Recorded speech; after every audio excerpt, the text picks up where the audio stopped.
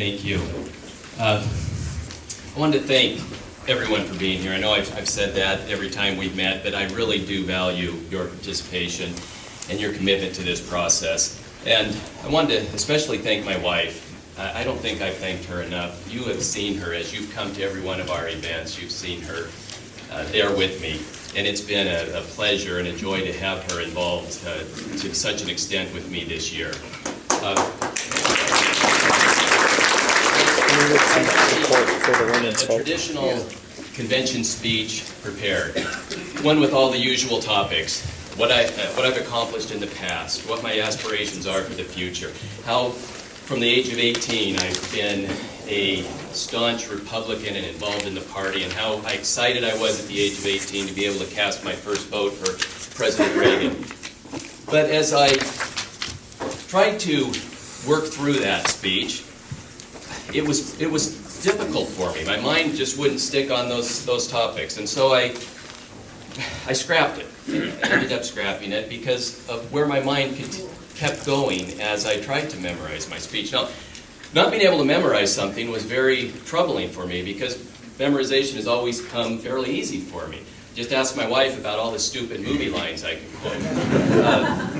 And so not being able to focus on the fundamental issues I wanted to discuss led me down a different road.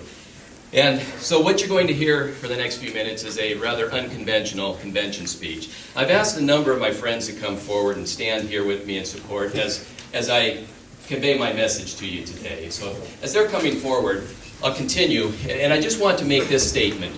This election, this process we're involved in here today isn't about me. It's not about Zanny. It's about all of us. It's about our community.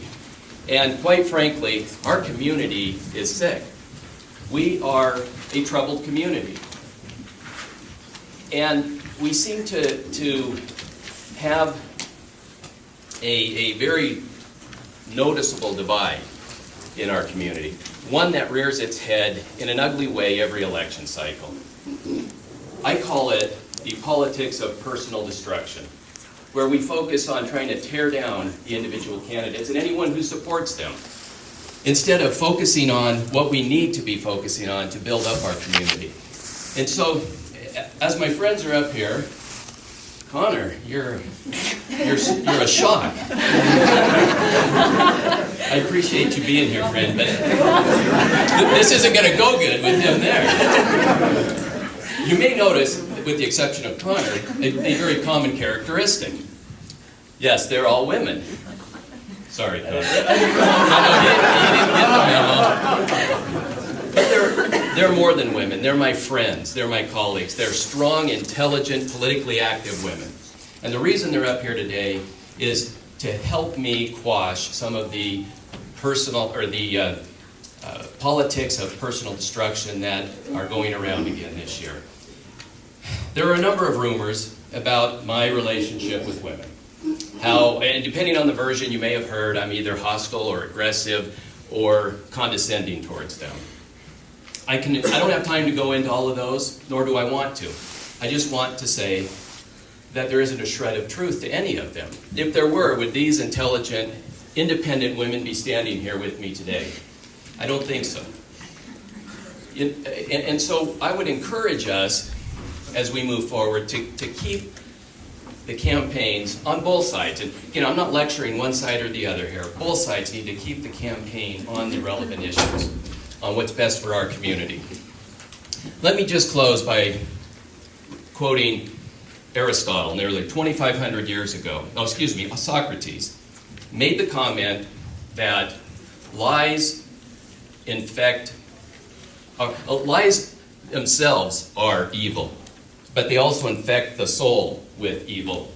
And I would add to that, and I need to have a little sip here. Sorry,